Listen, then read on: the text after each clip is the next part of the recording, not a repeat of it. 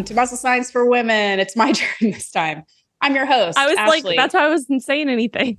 That's your other host, Rachel. We know what we're doing, and you can tell Always. by People the are way probably we sick intro of the this. They're like, podcast. oh, this is always going to be the whoa, whoa. Hey, I think this was very well done. Okay, Yeah. let's just move on and not dwell on how amazing we are at introducing our podcast. This is a Q&A episode. We've got a couple good questions, and we thought we'd just sort of dive in. We appreciate you guys sending your questions. Some of them come through Instagram, some of them come through our email. We like it when they come through our email because then we can just kind of keep them organized. But if you're interested, you can send us anything you want as long as it's appropriate to muscle science for women, the number 4 at gmail.com.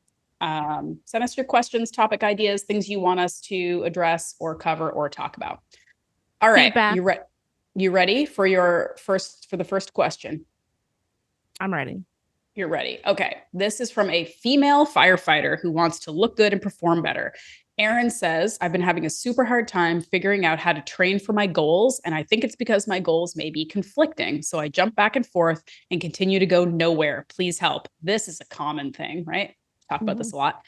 She says, I'm a 28-year-old firefighter. I'm in decently good shape, but always have room to improve. My conflict is that I really want to go through a body recomposition phase and put on muscle, but I need my cardio and work capacity to remain high. I can't really take a break from cardio because that's a huge part of the job. Having this job also messes with my sleep quite a bit. I'm sure my stress levels are not optimal. Long story short, I want to know how to train optimally to look good, but still function well when it matters the most at work. You guys are awesome. Thanks in advance. Thank you, Erin. Okay. Thoughts? Let's dive in. Thoughts. So, I mean, just to start, I would say that, well, first of all, thank you for your service, Erin. Yes. Thank you for your service. You're a badass. Yes, you are. I think that, I mean, honestly, not to plug anything, but also to plug, I think being educated on building muscle and potentially taking our muscle science foreign course and following that programming for the 3-month period of time would be a great place to start. And the reason I say that is because it is a program that is focused on building muscle, potentially going into a building phase or focused on a body recomposition phase, which is what Erin mentioned. And it teaches you how to fuel for that goal of building muscle, which is, it seems like that's your main goal, is you want to build muscle. You do have a lot of cardio that is part of your job. And I think for you, it's really just finding the balance between eating enough food and fueling appropriately for your activity level to be able to also prioritize building muscle, and doing it in a way that is going to be sustainable and also helps with, also focuses on recovery as well, because that's a huge piece of the puzzle.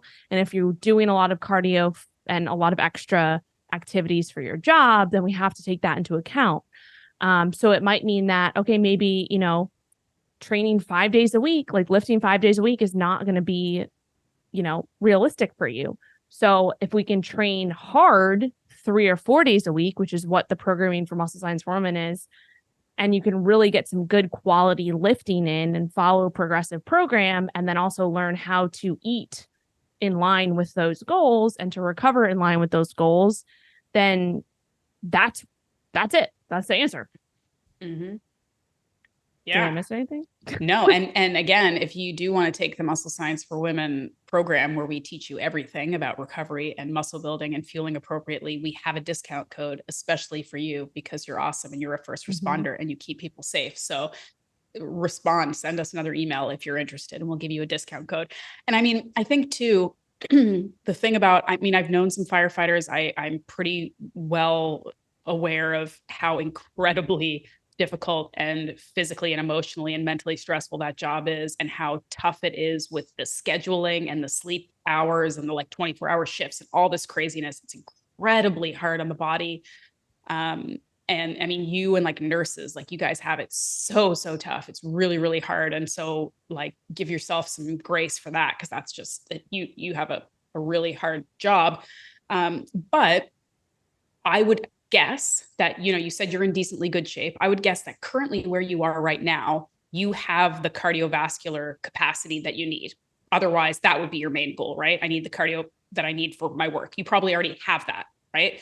So now you're trying to like maintain that while you build and get stronger. So that's fine.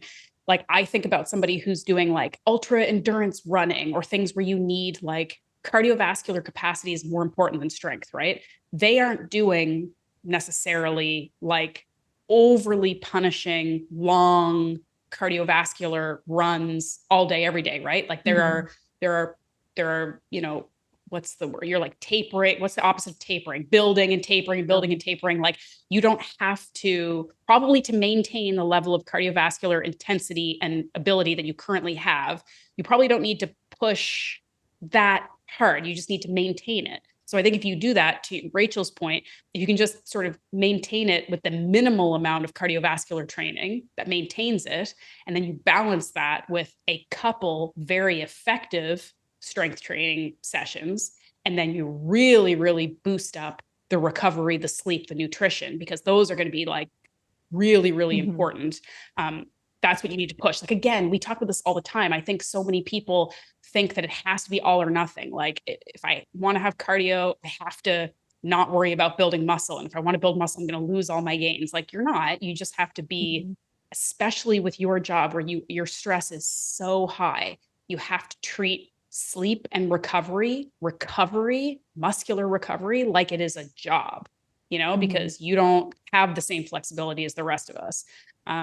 So anyway, I don't know. I guess I didn't really add too much to that, but I think. No, you did. And I think, it's just kind of dialing in the things and maybe taking it a step at a time too, and realizing that like, you don't have to be perfect with everything, and that's what we teach in the program too. It's like, there's different components that you can scale up and you can, focus on one thing. Maybe it's like, okay, I just need to get into a schedule of getting, lifts in each week and being consistent there.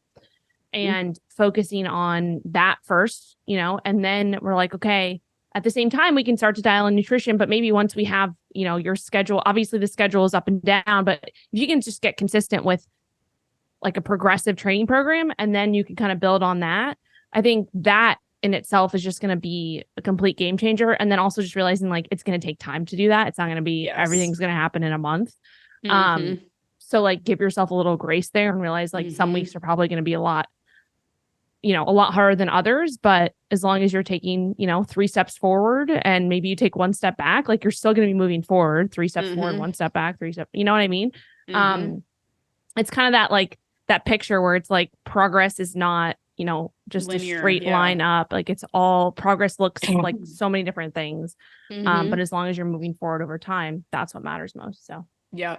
And I mean, she's already acknowledging that she knows the stress of her job is impacting, which it does. So again, like maybe this is the sort of tough reality that, again, if you have friends or peers who are 28 that have a regular 9 to 5 where they don't necessarily have any like fitness, related to it, and they aren't saving people's lives and putting their life in danger, if they got on the same plan as you, they might see changes more quickly because they have way lower allostatic load. Like their overall stress is probably way lower than yours, and their body's just going to be able to maybe respond a little bit better. So that is kind of one of the sacrifices you're making with your job. It doesn't mean you can't be fit. I know a lot of fit firefighters, and I'm sure she's one of them. But yeah, just knowing that it's going to take longer and that you will need to prioritize your nutrition and your recovery more than the average person, which is, again, everybody's least favorite thing to do. But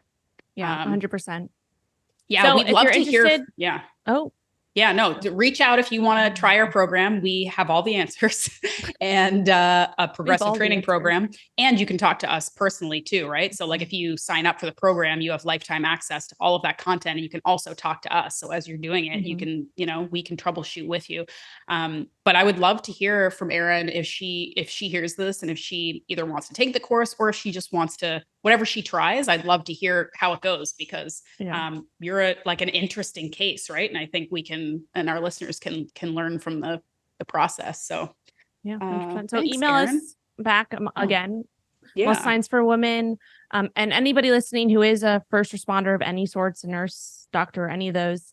Any of those amazing peeps. We have a discount code for you for both of our programs, Muscle Science for Women and Grow Your Glutes. So Should we that also just now, since we're talking about great deals and stuff, talk about like the changes to the payment structure where it might help some of our Canadian listeners if they want to sign up for our programs? So it's not necessarily a change to the payment structure. It's just the method of payment. We've expanded our ability to now accept Apple Pay, Google Pay, all those things. So if you are someone who is a listener outside the United States and you can link up, like, for example, a debit card to Apple Pay, which I believe is a thing, then you can pay with that. And it should save, some of the conversion thingies that happen with the currency. It will make it easier for you to pay. Yeah. And then, of course, still accepting all the credit cards, PayPal, all that jazz. But yeah, that's just part of it. So when you go to if you go to musclescienceforawomen.com, that's going to be the MSW program. And if you go to rgfit.com/glutes, that'll be the glutes program, and you can learn all about them. We'll put them in the link description below. And yeah. Sweet. All right. I think you had a recovery question, right? Yeah. So we do actually, speaking of the Grow Your Glutes program, we have a member of the Grow Your Glutes program sent in a few questions. And one of the questions I thought would be great for the podcast to answer on it. So this is from Amanda, and she said, how do you know how often you should be doing this program / training your glutes? If you are still sore come next scheduled program day, should you still give it more time? I generally would just stick to 2 to 3 times a week for lower body, even if I was sore, but I assume there's a point where you don't want to work those muscles if you are super sore, but maybe you don't have to wait until you feel nothing anymore, ? She said, I've always been confused on this. I watched the videos and Ashleigh's discussion about recovery in the program, but still curious what you think, and any help would be appreciated. Just like over here drinking really salty element and like coughing into the microphone. Oh, sorry. My apologies. No, that's me. I should be apologizing, but I am not going to. I'm sorry I didn't see it because I was reading the question. No, it's all right. I'm fully alive over here. I promise. Yeah, I mean, I don't know. You might have a more scientific response to this, but it is kind of independent. Like if you are very sore, if it hurts to walk down the stairs, you probably shouldn't be crushing a leg workout, because the whole point of recovery is maximizing your readiness to go and be efficient and effective in the gym. And if you can't do day-to-day movements, if like sitting on the toilet hurts you, you're not going to have a very good leg workout. Like you're just wasting your time. And you're also trying to build on something that's currently already depleted and broken, really. Like, again, it's like this quick thing, way to remember recovery is like, you are not getting stronger in the gym. You're breaking yourself down in the gym. It's when you're out of the gym, resting, fueling, eating, doing your self-care, whatever you're doing, that's when you're actually getting stronger. Recovery is when you're getting stronger. So if you're already beaten down, broken down, and you're just pushing through and working on top of that and working on top of that, you are hindering your gains. You're only breaking yourself down, and you're not doing the second important part, which is the building back up. Yeah. So there is some nuance where like you need both of them. And yeah, maybe you don't have to wait until there's zero soreness and then you wait an extra day just to be safe. Like there's some nuance here, but I think, if you're having trouble like with your range of motion, if day-to-day normal movements are hurting you because you're so sore, you are not ready to do those workouts again. If you have, I don't know, like maybe minimal, and again, it also is like within the context of your life too. Like, are you a super stressed out, busy person? Do you have a million things going on? Are you not going to sleep well this week? Do you have something big to do tomorrow? Maybe don't push it with your leg day, but if you're pretty solid, if you're pretty scheduled, and you're on your 3rd day and you're feeling okay, like a tiny twinge of soreness, like maybe you go and do like an extra long warm up, make sure you're really hydrated, make sure you're fueled properly that day, and give it a shot. I always err on the side of like, be fully ready, because then you're going to have a better workout and you're going to do a better job. Is that accurate? Yeah, no, 100%. And I think that it's really just like understanding, like you said, if you're and so this, sorry, I'm going to back it up a little bit. If you're first starting this program, right, or any lifting program, and you haven't lifted this way ever or in a long time, it is absolutely normal to feel extra sore in the beginning, like the first week or two, sometimes even the first 3 weeks, as your body's adjusting to like, what the heck is this? I haven't worked these muscles, ever, or in this way, or in a long time. That is normal. And so that means that, yeah, I would probably not, train glutes 3 times a week. I would probably like ease your way into it. Right. That's normal. And then you should get past that, right? If it's been 2+ weeks and you have not seen that soreness kind of dissipate, that probably means that you're overdoing it, right? You're overtraining, you're doing too much if you're not recovering, right? It's just a clear sign. It's a signal your body's sending you like, hey, this is still sore. I can't even bend over without feeling my hamstrings twinge. That is a sign that you're doing too much. So you need to pull back a little bit.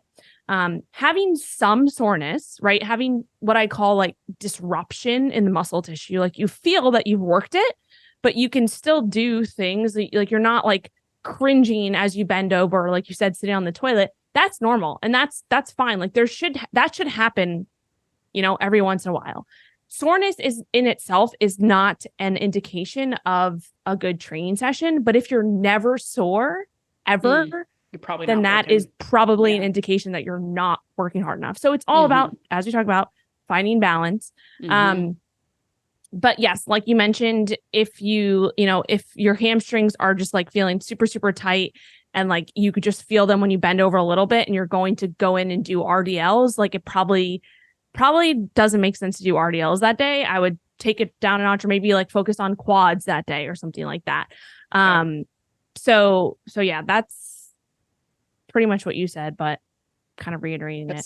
We're on the same page there. I mean, I think that is all that needs to be said, and err on the side of caution, because I think the biggest thing for people to remember, and like the one thing about recovery, is just to remember, a lot of people either know this and forget, or they don't know it, that when you are busting your ass in the gym, you're not actually getting stronger. You're breaking yourself down. It's the recovery part of the program when you get stronger. So if you don't prioritize it and do it appropriately, you are going to be slowing your gains. And working out on top of damaged tissue that is not properly recovered is not helping you get stronger. It just isn't. That's it. Yeah. So, yeah. And also thinking about recovery, not just like, okay, the time between my sessions. It's okay, are you actually eating enough food to recover? Are you eating enough protein? Are you like managing all the stressors? Because all the stress goes to one place. I think these are things that people like we don't think about. We're like, oh, my muscles are sore, so I just need to rest longer. But could you have eaten a bit more food that would have helped to fuel that muscle recovery a bit more? Are you eating enough protein? Are you eating enough carbs, right, to fuel your training? Are you eating enough in general? I posted last week, I think, and it was like what my biggest tip for biggest mistakes for that people are making with their glute training. And the last one, which I should have said first, is not eating enough food. Like that's it. Eat some damn food. And you'll go straight to your butt. Straight to your butt. Okay, well, that's a good segue to another glute related question. So someone sent me a DM who was looking to maybe do the glute program. And she basically said, like, I'm interested in the glute program, but my butt is big enough. In fact, I think it's too big. And she said, will the glute program tone my butt? And I was like, here we go with the tone word again. So, I mean, there's a couple things, right? And we kind of had like a little chat in the DMs, but, and I don't know her. I don't know the whole, and I, again, told her, I'm like, look, I can only give you general advice. I don't really know you, or you're not a client. I don't really know what's going on, but here's some like general gist. Like, do you think your butt is too big because your muscles are too big, or do you just think it's too big? And of course it wasn't a muscular issue, because it rarely is. It's very rare, especially with women, with anyone, that we are like, my muscles are too big. That just hardly ever happens. She's just like, I genetically just kind of have a big butt, right? And I'm like, first of all, half the world wishes they were you. So congratulations. There Yeah. is an element of like, we all have to, within reason, accept what makes us different genetically. We're all going to have our little eccentricities. Some things we're going to love about our genetics, some things we're not going to love. And maybe you're somebody who is always going to have bigger butt than average, maybe. There are 100 things you can do. You know, it's the whole like genetics load the gun and, you know, lifestyle pulls the trigger whole thing. Like if you want to reduce size, if you want to tone, there's of course a million things you can do. But if you genetically, she said like her whole family just has a lot big butts. I'm like, good for you. You know, maybe that's, you're always going to have. But you growing muscle in your glutes, just like growing muscle anywhere, is going to, for the vast majority of us, improve in our minds the perceived look and appeal and shape. Having muscle underneath your fat is going to make your body look better and give you more of that toned look. We've talked about this a lot.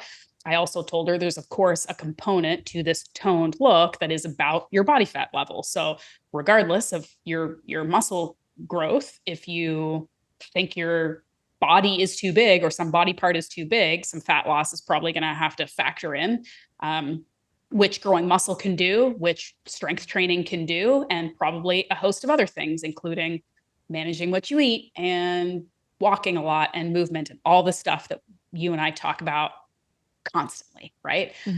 But I mean, the long and short of it is this program is a strength training program for your lower body and specifically your glutes to grow that muscle and grow strength in those muscles. So you're going to improve the shape of your butt. You're going to improve the strength of your butt. It's very scientific. And you're probably are going to, if you do it and you do it well and you do it effectively over time, you're going to probably notice some aesthetic changes that you're happy about. But there are, of course, other things that you need to layer onto this if you're looking to have a body recomposition and look different. Yeah. Right. And then also to add to that too, in the program, we do talk about the the glutes are obviously, you know, glute max, glute min, glute med. There's upper, well, I just messed up my hair here. There's, if you're watching on YouTube, I now have messed up hair. We have a good time. There are, you know, like people like, oh, how do I shape my upper glutes or how do I shape my lower glutes? And there are ways to do that. Like you can definitely do that, like targeting different areas of the butt, right? And that's what we teach in the program, because what a lot of people make the mistake of when they are trying to grow their glutes, change their glutes, is they're doing this repetitive exercises that are training like maybe the same exact areas, and they're not getting the well-rounded butt that they want because they're not educated on how to do that. And there are absolutely ways, and this is exactly what we talk about in the program. It's like, okay, if you want to target your upper glutes, your lower glutes, your side glutes, all the glutes, you have to know what exercises do that, and you have to do them in a strategic, you know, way so that you're not doing things repetitively, you're not, you know, burning out. We just talked about recovery. So yeah, I mean, I'm biased, but I think that our program is great. The program, honestly, I have talked about this a bunch of times, but like the program has changed my training significantly. And I don't want to like be too repetitive, but with my shoulder injury, with, you know, having such little time these days to work out and really wanting to get like the most bang for my buck, obviously, you know, working larger muscles, working lower body is going to be more effective. I've really kind of like made a switch. And again, I haven't been working to the point where I'm like, oh, damn, like my butt and my lower body is so much bigger and more muscular, but like I'm noticing differences. I'm noticing that I'm feeling really effective in my workouts and really enjoying it. I think I'm feeling more stability and strength in my lower body since I've started doing this program regularly. And it's fun to just switch it up and do something different. Like I am not only like helped create this, but I'm like a happy customer of it because I've really been doing it and like really enjoying it. So yeah, I think we're both biased but accurate fans of the program. Here, let's talk about a couple exercises that maybe we like or have been doing lately that we enjoy, because it's funny, you know, again, in the DMs, I will often send you like clips of influencers or workout people doing stuff. And like, I usually am sending you something because I feel like you're going to rip it apart. So I'm like, hey, what do you think about this exercise? And you're like, it's stupid for the following reasons. Or, you'll also be more measured. There's always the answer of like, well, it depends on what you want to do. Right. But like a lot of the time I'm like, hey, this looks cool. And you're like, no. And I'm like, okay.